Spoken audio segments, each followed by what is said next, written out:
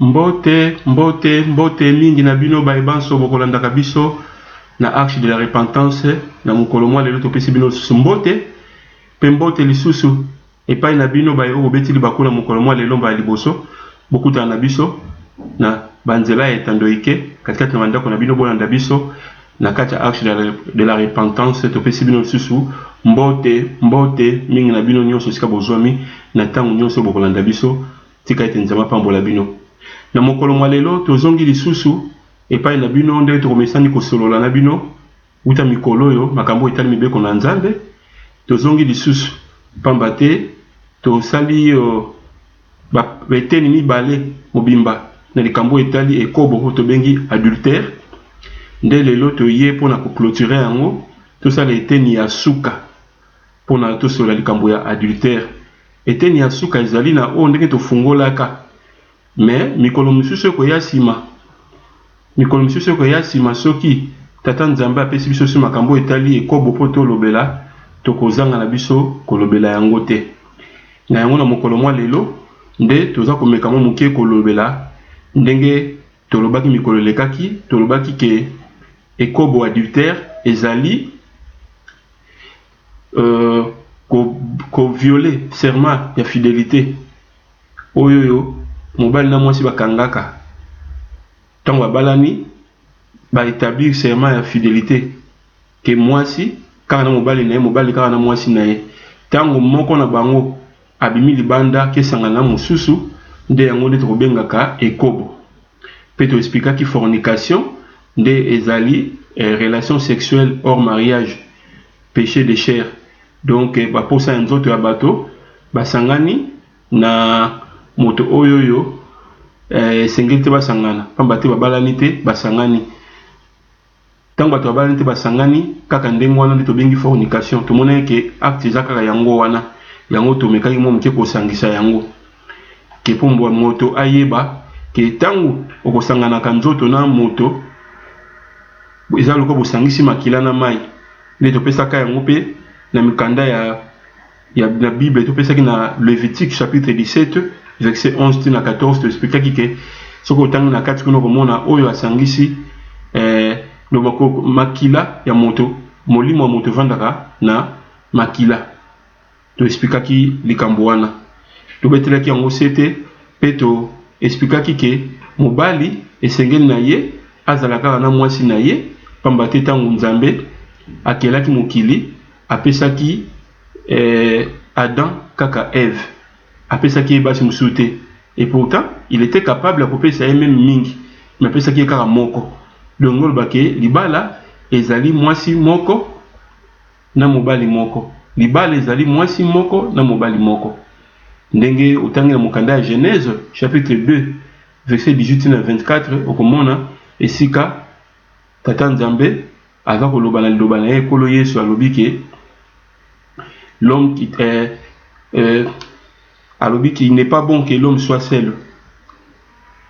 Je lui ferai une aide semblable. Donc moi si azali musungi alobaki te ba aide belé me moko ya on a 24 alobi c'est pourquoi l'homme quittera son père et sa mère et s'attachera à sa femme et les deux deviendront une seule chair. Omoni voilà ce que Genèse chapitre 2 verset 24. Donc mibale kaka nde bango bakozala moto moko bakomi eloko moko.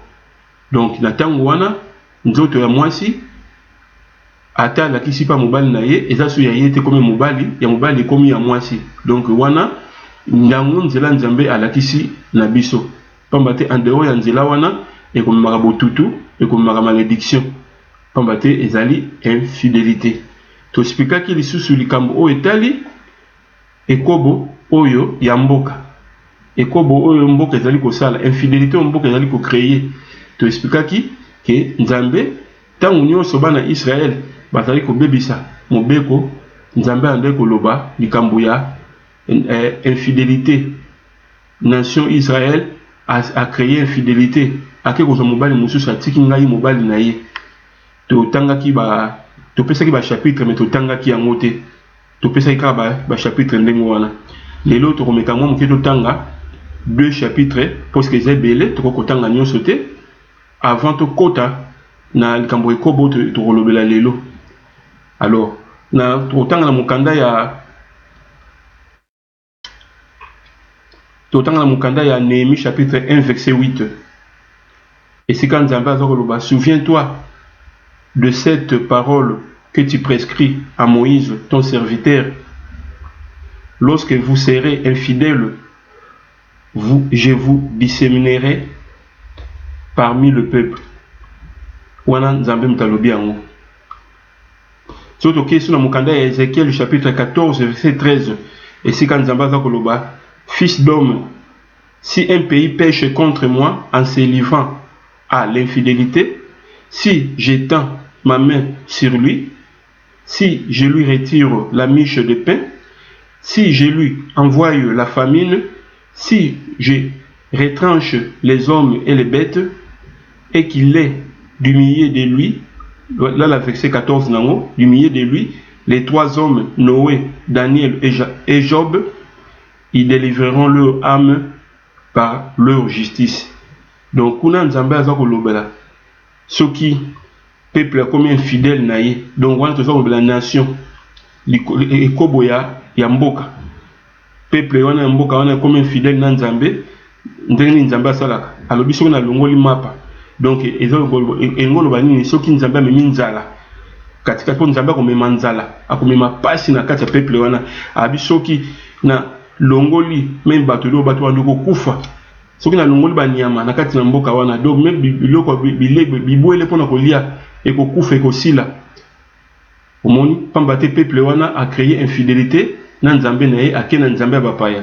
Mais bakisi na verset 14 nango na Ézéchiel 14 verset 14 nango lobi soki na kati ya peuple wana na kutani na Noé, Daniel na Job, bango nde bakolongola peuple wana na pasi wana, donc bakodélivrer âme na bango. Nde yango na mokolo lelo toza koteya pamba te pona kodélivrer âme ya mutu katikati ya masumu, pona moto wana azongisa molimo na ye pa Nzambe ezaka na nzela ya mibeko nde toali koteya. Po ete na kati na nzela wana nde soki ba âme na biso komi délivrer, toandi kotambola ndenge Nzambe akolingaka na tango wana, te toandi kotambola ndenge wana tokomona Noé akobota makatikati na biso, Daniel akobota makatikati na biso, Job akobota makatikati na biso, bakobota mate bana ba bébé, mais ndenge kolo esalobaki na mokonzi atunaka ye pona kota bokonzi ya likolo sengeli na nini, kolo esalobaki na ye botama kobotama ya sika. Loso tobotami kobotama ya sika nde ba wana ngolobaki kolo Yesu na kati na biso akomi kovanda kati na biso, nde na tango wana nde makambo nyonso toza komona ya pasi katikati ya mboka na biso nde ekosila. Omoni meso totali na kati ya mboka na biso, biso moko toyebi na bokebi nyonso ete bamboka na biso ekotambolaka na ndenge Nzambe akolingaka te, kobana na likolo kiti na se makambo ya banzambe mosusu ese kota. Toleki nde lelo nde toyo kolobela tolobeli ekobo na pai na ngai moto, tolobeli ekobo epai ya mboka, tolobeli tozolobela siko ekobo ndenge na Bible Nzambe abengi lisusu Israël à part nation na ye, abengi yango lisusu maison d'Israël, donc ndako ya Israël, donc ndako ya Israël yali ndako ya Nzambe, donc ndako na ye. Donc tolobaki déjà likambo ya Israël wana ke Israël tozolobela lelo ezali Afrika, biso kwa ba Congolais tozolobela Congo, Congo yango pe tozolobela ezali Congo kaka démocratique te, ezana Angola na Congo Brazza, yango wana Congo biso tozolobela. Donc tant wabi maison d'Israël, donc Congo ezali ndako. So Congo ezali ndako, alors so tobi totala ndenge nini ndako Nzambe alobi likambo ndako pona kotonga ndako. Nzambe alobi na Psaume 127 verset 1, si l'Éternel ne bâtit la maison, ceux qui la bâtissent travaillent en vain.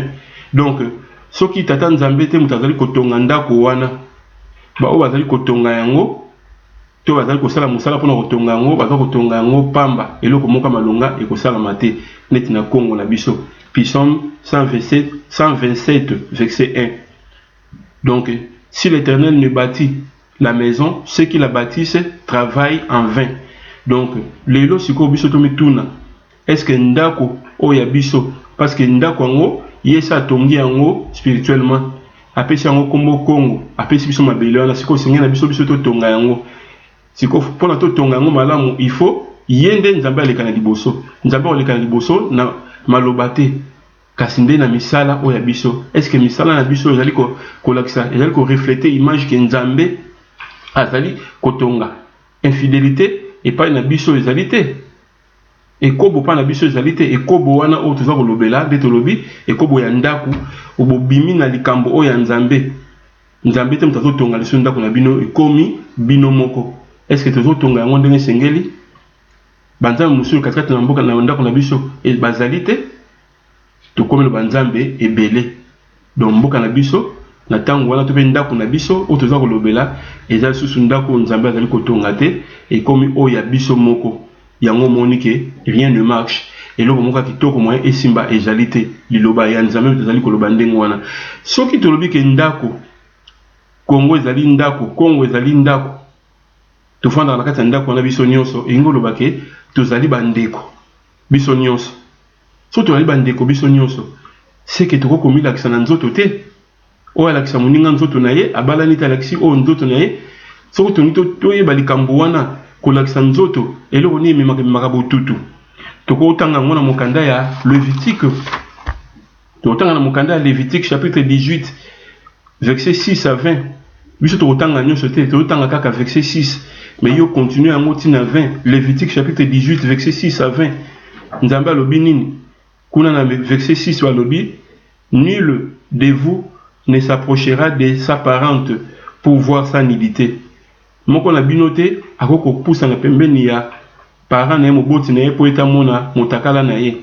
so kititi na verset assez et kititi okoko mona ya sœur na yote mutakala ya sœur na yote sœur no pa ko mona mutakala na yote est-ce que na mboka na biso lelo ezali ndengo wana o kolo salobi déjà totangaki yango na Matthieu 5 verset 27 kolo salobaki vous avez attendu qu'il a été dit tu ne commettras pas d'adultère mais moi je vous dis celui qui regarde une femme pour la convoiter a déjà commis l'adultère avec elle. Siko yo tango zako lakisa nzoto na yo et pas bandeko na yo et pas ba frère na yo et pas ba parent na yo pambate nyonso le komi kotia na internet. Est-ce que wana ozako boma milimo boni ozako bebisa milimo boni tango ozali kosala ndenge wana Bible lobi yango na Lévitique 18 nde tobi na 6 à 20 ozopesa bato wana botutu ozopesa bango ozo maudire bango pe ozo maudire yo moko tanga Lévitique chapitre 18 verset 6 à 20 pour oyeba likambo wana malamu okomona yo journaliste ozu mwana mwasi na Congo futi mbongo pona alakisaka nzoto na internet aloba makambo bosoto na télévision pona yo zoba vie belé mbongo ekota yo bato ba filmer po yo zo mbongo na tango wana surtout tali dalila na tango ya Philippin bali utiliser ye pona akwisa Samson otondaki na makasi on nzambe apesaka na ye mais malgré makasi na ye Samson akweyaka toyebi likambo wana ayo ko livrer secret nyonso po mona ngolunu ni mwasi azali na yango siko yo oyiba Samson boni oyo zali ko lalisa milimo na bango pona kotinda makambo ya ndengo wana ndeko na nga siko zali bongwana bongwana ndeko na nga siko zali bongwana kanda ya nzambe zali mosika te na yo ndeko obala to po bala te oza na poto ozwi makangu na Congo ale oza kotinda ye chérie pardon bébé pona méditer malamu po esprit na nga ezala calme tindela ngai mutakala na yo na téléphone moko bokobeba na le opanzi yango bato nyonso bamona yango bazala modi na yo moto ozotala makambo wana na yo moto osengai mutakala wana oyi malédiction boni ezali kolanda bato pamba te tozala na kati ya ndako moko maison d'Israël maison du Congo tozali bandeko so tozala na kati ya ndako moko pona nini tomilakisa na mitakala pona nini totinda bato na ekobo oyoyo okolo sabi ke osali ekobo na motema na yo pona nini tokende osala makambo ndenge wana pona nini okende méditer na nzoto ya mwasi tika ngana lakisa osika nini okoko méditer tokotanga na mokanda ya Psaume chapitre 1 verset 1 à 2 Psaume chapitre 1 verset 1 à 2 pona kolakisa yo esika nini okoko méditer balobi boye na Psaume chapitre 1 verset 1 à 2 heureux l'homme qui ne marche pas selon les conseils de méchants qui ne s'arrête pas sur le chemin de pécheur et qui ne s'assied pas sur le banc de mon cœur, mais qui trouve son plaisir dans la loi de l'Éternel et qui la médite jour et nuit. Au moins ici, quand on médite dans la loi de l'Éternel, comme méditer en haut, boutou, moi il a boutou, mais dans d'autres, moi, moi cité. Peu au panza, moi pas batou, malédiction au yozu, moi so yun gaino robalate, au sali bon opona, au sambusaye, pour mi sam, au même malédiction pas batou moussous. Allez, lobby, tout ça, kaba innocent, ne baza ko payer. Moi, na botami kaka lobby, moi, na botami na ye, à ça même pas 3 ans, au yoko ba Philippines na Est à Congo va violer, pour nanine. Pas botami na ma bele, oyoyo, o ezali ya Nzambe, ezan alliance en Nzambe, mais ce est une malédiction. Na yango, ndeko nanga ozali kolanda na mukola lelo, na ekobo, kanisa, makambo to ali kosala. Kanisa kanda Nzambe za musika te, pambate, Nzambe kotika te makila ya bana na ye, et continuer kotanga na mboka pona malédiction biso to ali komema. Tozonga nzela ya Nzambe ndeko na ngai. Yo ba poni au gouverneur, vice-gouverneur to penani, eza loko ba tie yo mwa okengela na kati na ndako na mwa kwe moko wana. Me yo wana obala na yo pe, me ba okanga wana ekobo. Ba okanga yo na mwasi bien filmé. Siko kanisa soki yo motambwisi ozandenge wana, bano bazana simano ba ozala ndenge nini. Moni malédiction na kati ya mboka. Ndeko na nga bongo wana. Zonga nzela ya Nzambe na ndenge ya solo. Po kanda ya Nzambe za musika te na yo mwasi oyo sali ndenge wana, zonga nzela ya Nzambe. Kanda ya Nzambe eza musika te katikati na biso bato tozana etamboli ya ndenge wana, pamba te Nzambe akotika te peuple na ye a continuer kolela nzala, a continuer kolela pasi pona masumu o biso tozali kosala mokolo na mokolo. Maison ya Israël tozali kolobela lelo, maison ya Congo tozonga pa ya Nzambe. Psaume 127 verset 1, totika Nzambe nde atonga ndako wana, akotonga yango na etamboli na biso na mibeko. Tozana mibeko ya Nzambe, totambola ndenge Nzambe alingeli po ete mboka wana ezala délivré. Totambola ndenge Nzambe alingeli po ete tobongisa milimo na biso liboso ndenge biso luka bokonza likolo bongo ya seko kopesa mbela biso. Tolongwa na nzela ya infidélité oyo tozali nango. Tolongwa nzela ya banzambe mosusu oyo tokangami na yango. Oyo ezali kokeye infidélité, eza kokase nzela lien oyo spirituel na biso na Nzambe kokozala te. Tozonga na nzela ya solo. Tango epesameli biso yango oyo toyebi lobi te, toyebi kamoni ekoya après 5 minutes te, tokotika na lisumu wana ekobo ti mokolo nini, tokotika la kokangama na infidélité wana ti mokolo nini, mabele wana oyo apesi biso alingi totambola ndenge wana te. Tozonga na nzela ya Nzambe po ete tolongwa na lisumu wana oyo ekobo, pamba te lisumu wana ekomema biso esika moko te, kasi ekomema biso kaka liwa nde totangaki na 1 Corinthiens chapitre 6. Kuna sokotali balobela ke ba oyo pe ba usala ke kobo ba ko mona bokonza likolo te, topesa ki yango déjà netene mibale oyo tolekaki na yango na mokolo lelo toyeka to clôturer po ete toloba ke mwasi kangama na mobali na yo, mobali kangama na mwasi na yo, ko violer serment ya fidélité oyo bokangaki te, pamba te ekozo komemela biso pasi katikati na bomoi na biso pe katikati na mboka na biso. Bakonzi ya mboka tozonga tolongola mboka na biso na infidélité oyo tokotisa yango ya banzambe mosusu, banzambe oyo baza na miso bamonaka te, banzambe oyo baza na matoi bakoyokaka te, banzambe oyo baza na minoko kasi bakolobaka te, banzambe moko oyo bazali na bango ba idole mais tokangami na bango, bauti na pa ba hindu, bauti pa ba chinois, bakuti esike belé même na autre ali koloba kombo ya Yesu, mais toza na kati alliance na te, pamba te toza koloba mi kombo ya Yesu na lokuta na monoko ndenge Isaïe lobi ce peuple baza ko honorer kanga na monoko mais motema na bango eza musika na ngai. Ndenge ni to ke lobaki Yesu longola mibeko, alongola ne mibeko na to na temps grâce tala mwasi ekobo wana to expliquer ki yango ndenge kolo salwaki o na sala lisumu te nda tombola libanga bamba mwasi wana. Surtout nous comprendre malamu totanga na mukanda ya Jacques chapitre 2 verset 10 à 11. Okomona ete wabiki atobomi mibeko nyonso ya Nzambe soki kaka moko ko ici okomi coupable envers tous les mibeko okomi coupable nango. Soki na verset 11 nango na Jacques 2 wana balobi ke celui qui a dit ne commets pas d'adultère a aussi dit ne tuez pas. Donc, ce que ozo commettre adultère, mais ozo boma. Mais barubenga bino banam o azo commettre adultère na ozo boma. Barubenga bino banani. Ba transgresseur de la loi. Donc, bino ne sont pas beaucoup mibeko. Et on kolo sabaki o na sa li sumuté. Ndeka ita ko tombola libanga abamba. Pe abakisaki. Tango bango atiki bakei. Apesi moi sur la grâce, mais alobi na ni kende mais kozongela le susute. Moni. Tika biso nyonso oyo toza koyoka liloba ya Nzambe. Tango toali kobima na lisumu tokende tozonga lisusu te. Pamba te kozongela ekomemela biso liwa. Ezomemela biso pasi na bamboka. Nzambe akotika te bana ne ba continuer ka kolela ndenge nde bazali kolela. Tobongisa etamboli na biso. Tolongwa na ekobo. Tolongwa na ekobo Yesu alongoli mibeko moko te. Tanga na Matthieu chapitre 5 verset 17 okomona. Tika ete na mokola lelo maito yoki to bomba to salela yango to bomba to salela yango to bikisama to bomba yango pamba te to yebi mokolo te to sa loba ya Matthieu 28 te ndenge balobi kende na mokili mobimba bokende boteya bo baptiser bato bo bongola bato bo baptiser bango na kombo ya Tata Nzambe na kombo ya Kolo Yesu na kombo ya Molimo Santo. Merci.